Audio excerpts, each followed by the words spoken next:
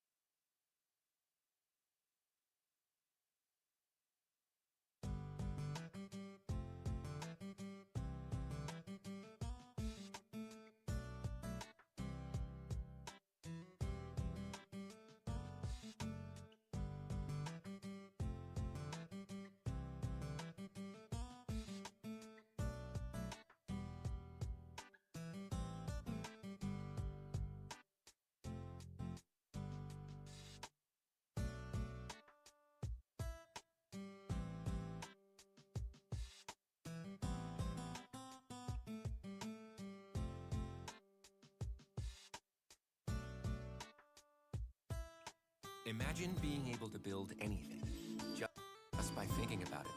Meet Base 44. Carmel.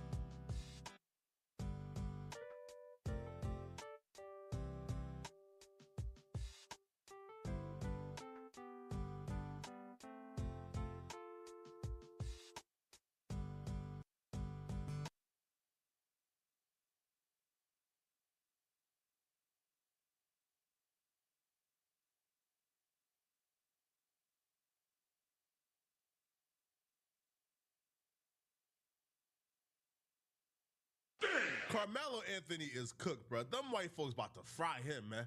It's over. The Frisco 18-year-old accused of stabbing and killing another student at a track meet was indicted today for first-degree murder. Carmelo Anthony is accused of killing 17-year-old Austin Metcalf in the stadium stands during the April meet. Anthony was 17 at the time and has been charged as an adult. Fox 4's Amelia Jones has more tonight. Amelia.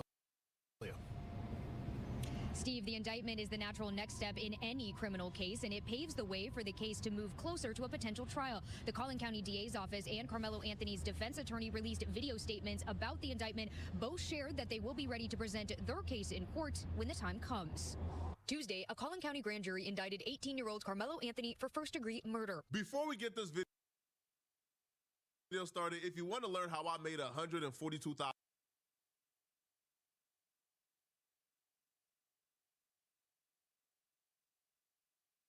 from YouTube this month, join my community by clicking the tools to grow on YouTube and videos with me. To do joint videos, joint reactions that get posted on, want to work with me? Like, click the link in my description to join my community. Let's get started. Let's grind. Let's make money together. He's accused of stabbing 17-year-old Austin Metcalf at a Frisco ISD track meet earlier this year. Anthony was 17 at the time of the stabbing, and he's being tried as an adult. The Collin County District Attorney's Office released a rare video statement about the indictment. When something like this happens at a school event, it shakes people to the core. But let's remember that the justice system works best when it moves with steadiness and principle. That's what we're committed to, and that's what this case deserves. Anthony's defense attorney also put out a video statement reiterating Anthony's claims that he acted in self-defense. We expect that when the full story is heard, the prosecution will not be able to rule out the reasonable doubt that Carmelo Anthony may have acted in self-defense. I don't know if a plea deal was ever offered to Carmelo Anthony. I don't know if they ever told him, hey, man, 20 on the table, take 20, do your time and come out at the age of 37 years old. I don't know. Maybe that was on the table. But if Carmelo Anthony rejected a plea deal, it would be the biggest mistake of his life. He just got too much stacked up against him, man. This is day one of trial.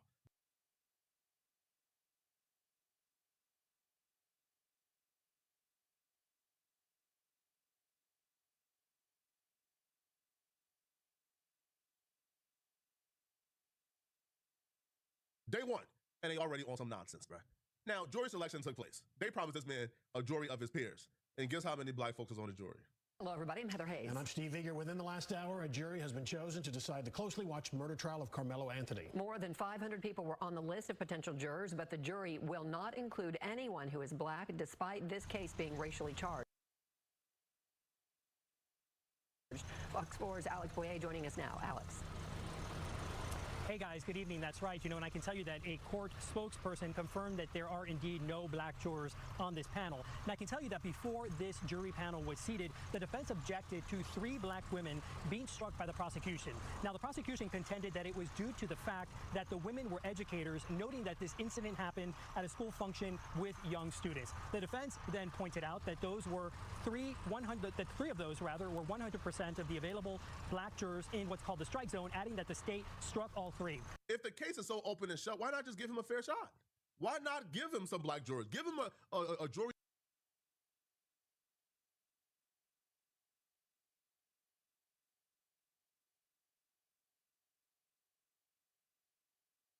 of his peers. But no black jurors on the jury, really? And the people they struck, I'm so confused. Yo, who's more capable of being a jury in this case than educators?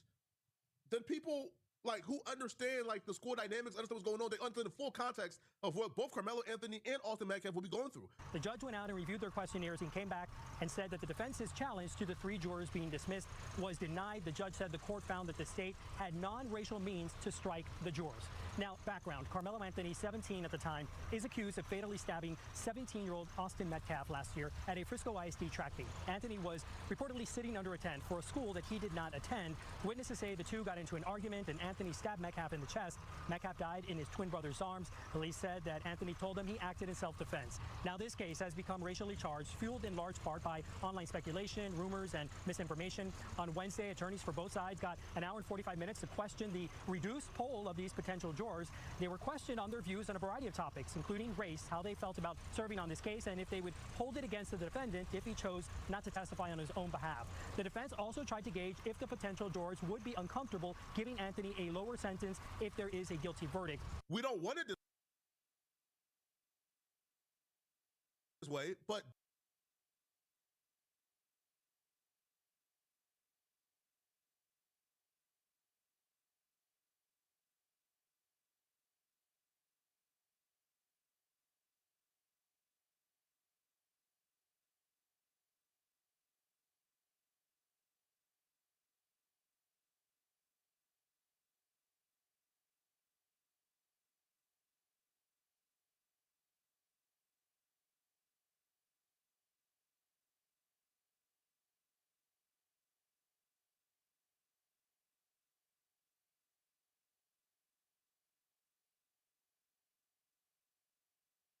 this case is divided across racial lines. It just is.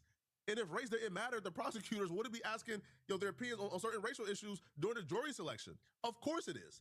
They didn't disqualify those 3 black educators because they may be biased against Carmelo Anthony. That's absurd. No, they did it because they were black and they felt like them being black would help Carmelo Anthony. Straight up. It's simple as that. But if the kid is as guilty as they say, why try to railroad him? That's what I don't understand.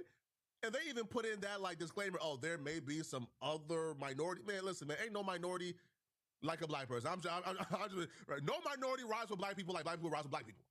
And I'm not even saying he's 100% innocent. Now, I know the circumstances of the case. It was pouring rain outside. He didn't go to the track meet looking for a fight. It wasn't premeditated. It was pouring rain outside. He simply went under the nearest tent until the rain stopped coming down. Most normal people will go inside the tent, see somebody in the tent, while it's pouring rain outside, and they'll say, hey, man, yo, what's your name, bro? Hey, dope, man. I'm Austin Carmelo, Uncle Bet. Right? That's how me and my guys would do it.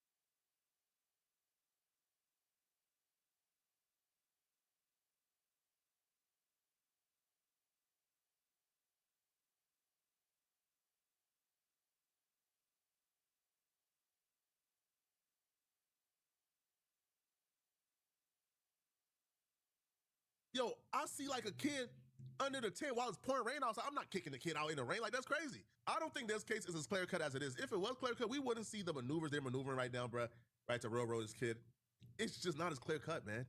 Yo, Carmelo Anthony is what, 5'6", 130, 40 pounds. He was like a little track star football player. Austin Metcalf is about 6'2", 240.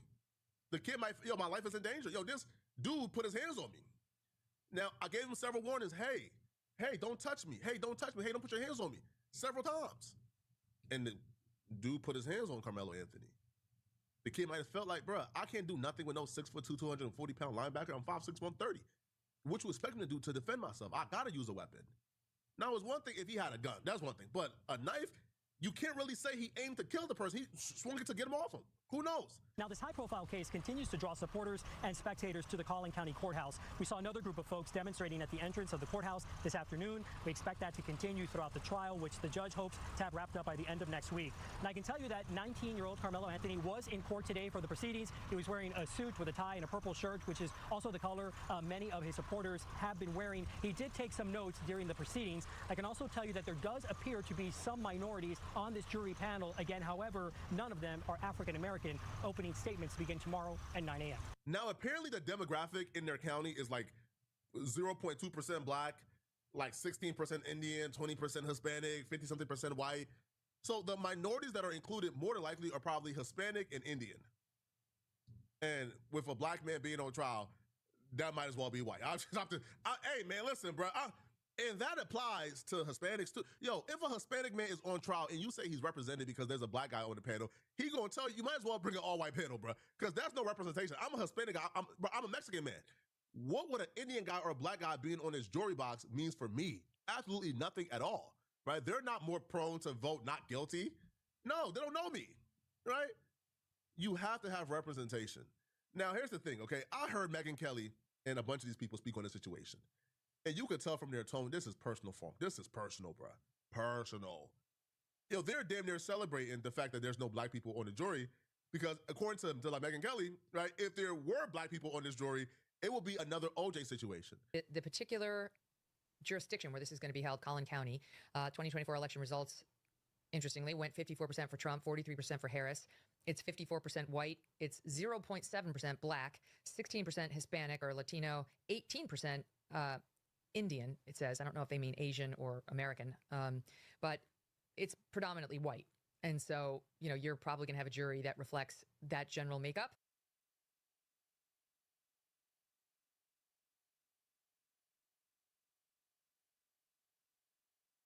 Not sure exactly how that will play, but certainly should play better than the OJ trial played in Los Angeles for, you know, a jury that was predominantly minority and had a grudge against the cops. Phil mentions the thing about provoking, Ashley. The thing is, Carmelo Anthony could argue that he was provoked potentially by Austin putting hands on him. Number one, Phil's right. The force you use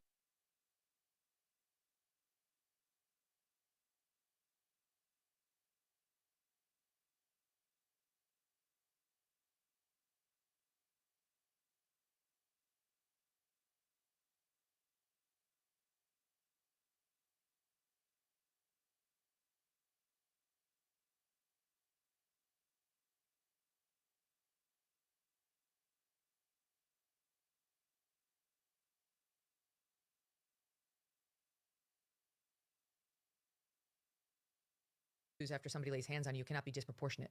Deadly force cannot be used just because somebody places hands on you, even if it's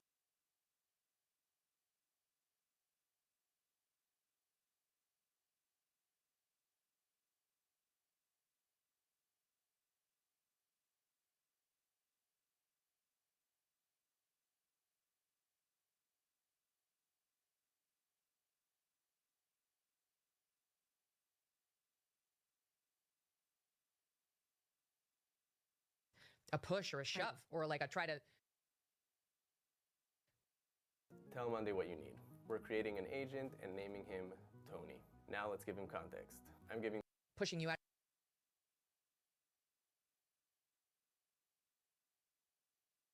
of the tent. That's not going to work. You see what I mean when I say it just sounds personal? It just sounds personal, right? They're bringing up this OJ situation saying, hey, bruh, y'all better not put no black folks on this jury. Now, this is before they even knew that there was a black person being put on a jury. They said, hey, y'all better not. Y'all see what happened with OJ? OJ got off because them black folks had a problem with them white cops. That's why they let OJ off. Don't put no black folks on this jury. I don't think black people would hit a jury box, see somebody who was clearly guilty of murder, and then voted not guilty. I think black people will only vote not guilty if they truly believe Carmelo Anthony is not guilty, right? And they keep on bringing up reasonable force. I don't understand. What is the reasonable force here? This is a 5'6", 5'7", 130, 140-pound kid who got into a physical altercation with a 6'2" kid who's like 240 pounds. What should he have done? But even let's say he's going to say, I thought he had a weapon or something like that. If you provoked him into laying those hands on you, you can't win on a self-defense defense. Right. It's going to be a very different.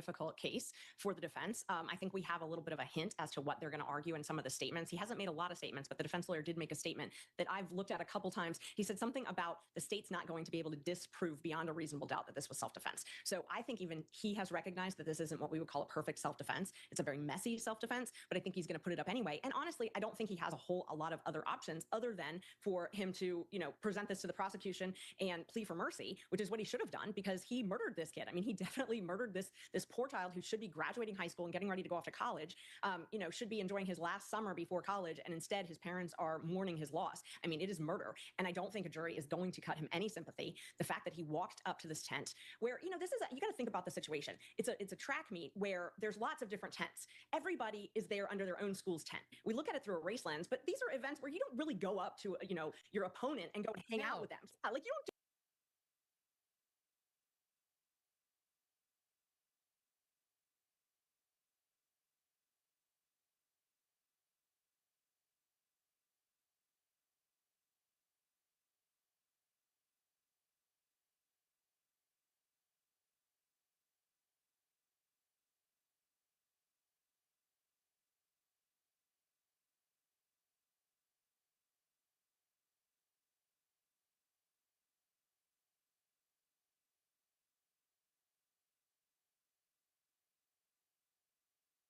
do that. You don't go No, the other you say, get out. Like that's not racial. Try going to a Giants game and sitting on the wrong.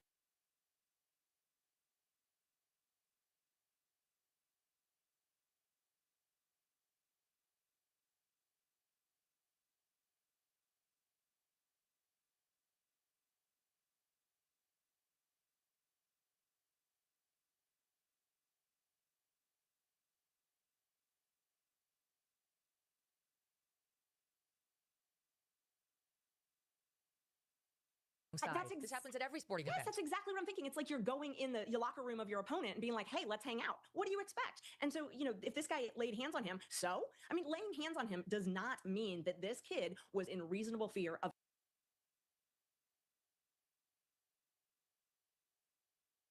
immediate bodily injury, a serious bodily injury. You can't just be scared that you're going to get pushed. You have to be scared that you're going to die or you're literally going to lose your limbs or something super, super significant. And, you know the difference between this and the Chud case? Chud walked up to somebody. Chud walked up to somebody, antagonized them, and then shot them. In this case, Carmelo didn't really antagonize anybody. He was in the tent, minding his business, trying to stay dry. Austin Metcalf came into the tent, told him, you got to go. Carmelo said, I'm not going nowhere. Austin Metcalf put his hands on Carmelo, and Carmelo stabbed him. I'm not saying stabbing is a justified reaction to having hands put on you. I'm just saying, for us to call this kid a cold-blooded, premeditated murder is not that. It's just not that. This is not a cold-blooded, premeditated murder. He didn't go to the track meet looking to kill somebody that day. He got hands put on him, and he reacted to hands being put on him. I don't think this kid is a monster by far, no. And I feel like with the right jury, he'll probably get off, right? Yo, put like 2 or 3 or 4 black folks on that jury and tell them, hey, this kid put hands on this kid who's a 5'6" black, and he put hands on him and tried to drag him out the tent. Man, bro, black folks, hey, bro, not guilty. What, man? We heard enough, man, not guilty. So I don't know, bro. Y'all let me know in the situation, man. For me, I've heard the facts of the case. I don't really think that there will be much that would change my mind about this case. My opinion on this case is simple, man. I think Carmelo Anthony should probably got in charge with something lesser, like I don't know, like like a manslaughter probably, right? Like unintentional homicide, like I don't know, because I don't feel like he meant to kill this dude, right? He swung a knife at him after hands being put on him. But y'all let me know in the comment section, what do you guys feel about this, man? If you're still watching this video and you want to watch another good video, then click on this video.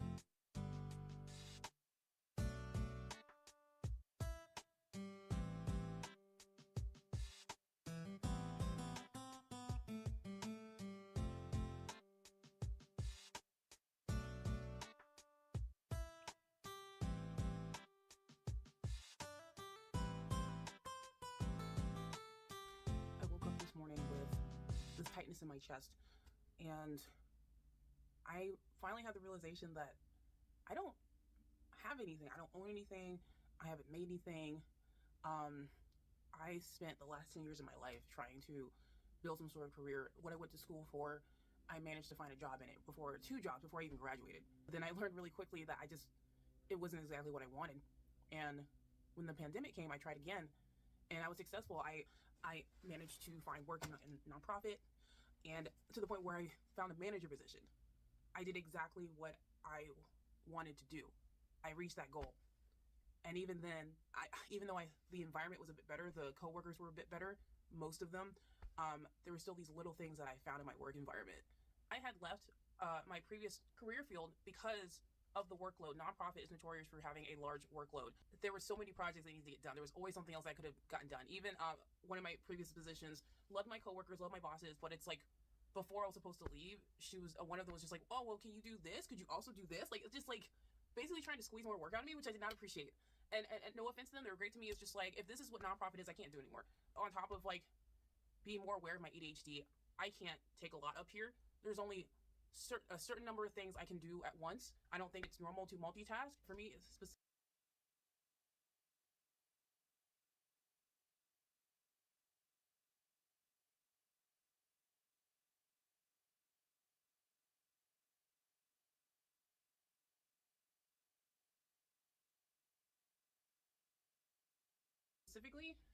I am someone who is an idea person. I can like do this and that and get bursts of energy. But at the most, I can do one or two things. Let me hone in on that, hyper focus. I'm good. I will give you all the results you're looking for.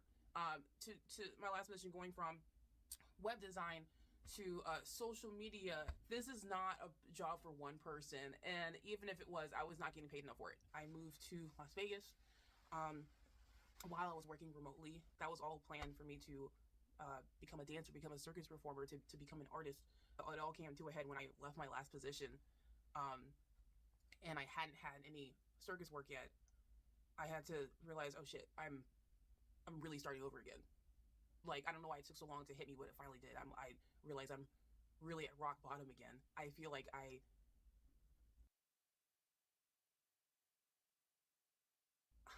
just got out of high school.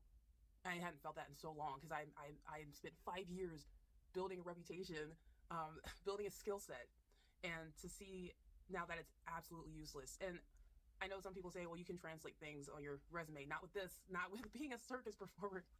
I say that because right now I'm just trying to find part-time work that I can work nights so I can train during the day. And every time I submit my resume, nobody gives a shit. Nobody gives a shit of my previous managerial experience. Nobody gives a shit of my face-to-face consulting experience. Nobody cares. They just want to know, can I mix a drink?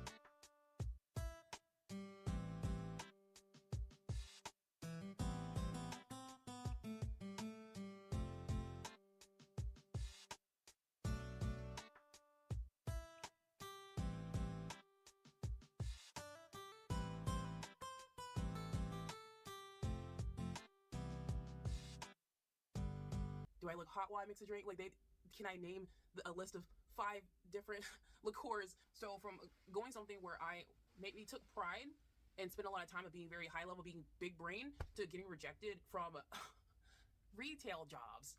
It's just, I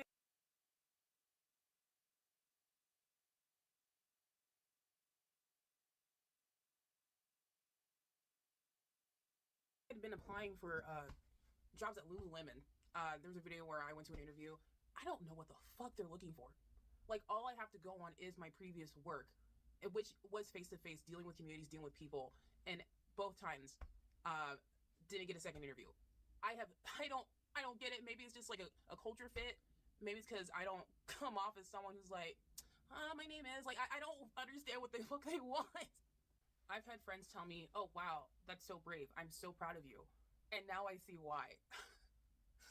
Because I'm literally like risking my livelihood, like throwing away everything I'd done before to do this. And I had to break it down. Like, I had to sit down and break it down with myself. Like, oh, I realize I don't know how to do this. Like, how do I put this reel together? Or how do I talk to people about a certain position that I want to go for? What kind of costumes do I need? What type of aerial shapes or aerial work are people looking for now? For some reason, that never occurred to me this entire time I've been here. So so now I understand why my friends are so proud of me, and my past coworkers are like, oh wow, that's so different. Wow, you're so brave. Now I see why, because it feels kind of stupid. I'm going back to what I had done years ago. I had to reshape my resume to make sense for these jobs that I'm applying for, even if it means kind of like exaggerating a little. And I hadn't done that in so long.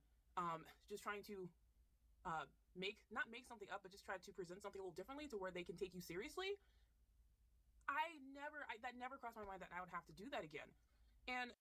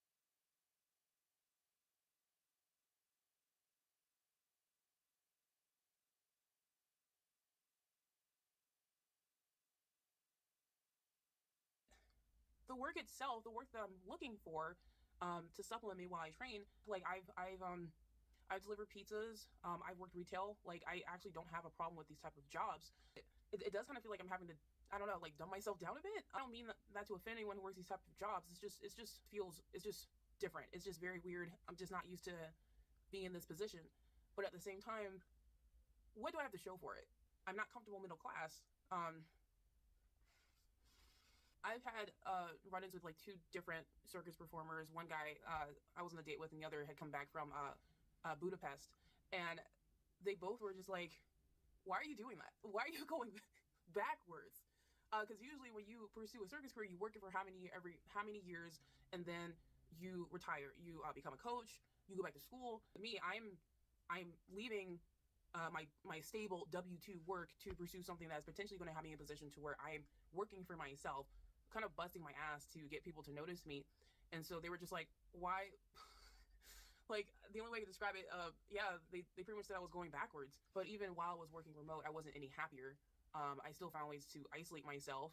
I was paying for my own apartment, but I didn't decorate the place. I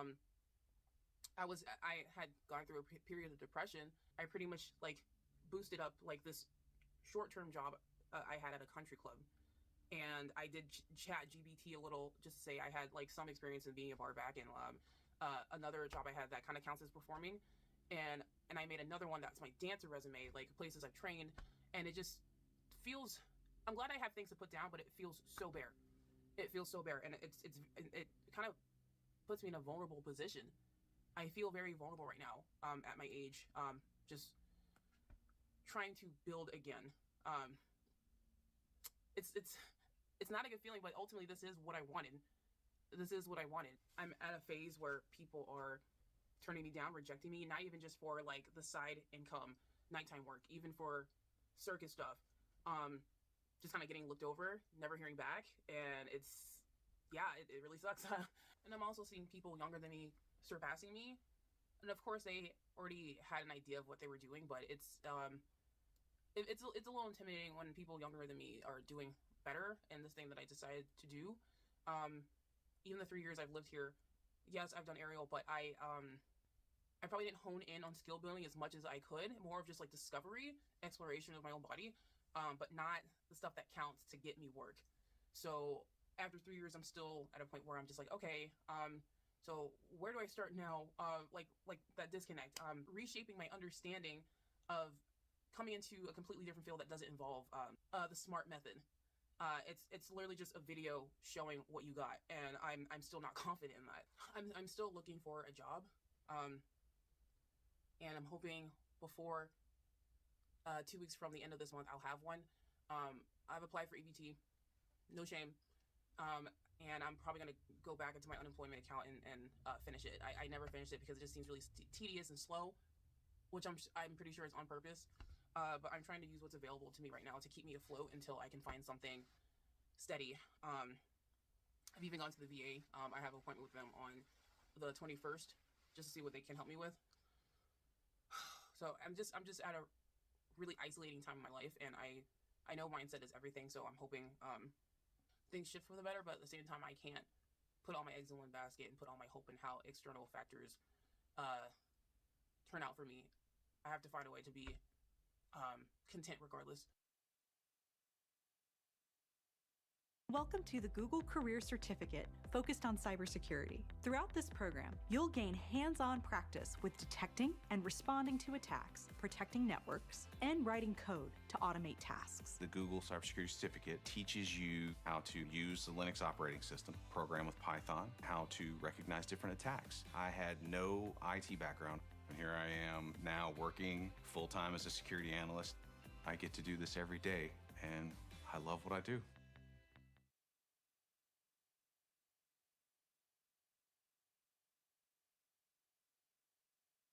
Today is quite possibly one of the worst days of Adam 22's life. His wife left him, quite possibly for a black guy. Who knows?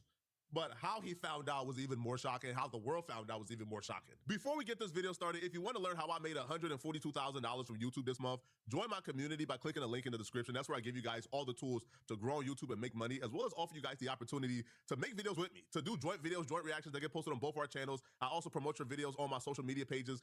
Don't you want to work with me? Like, click the link in my description to join my community.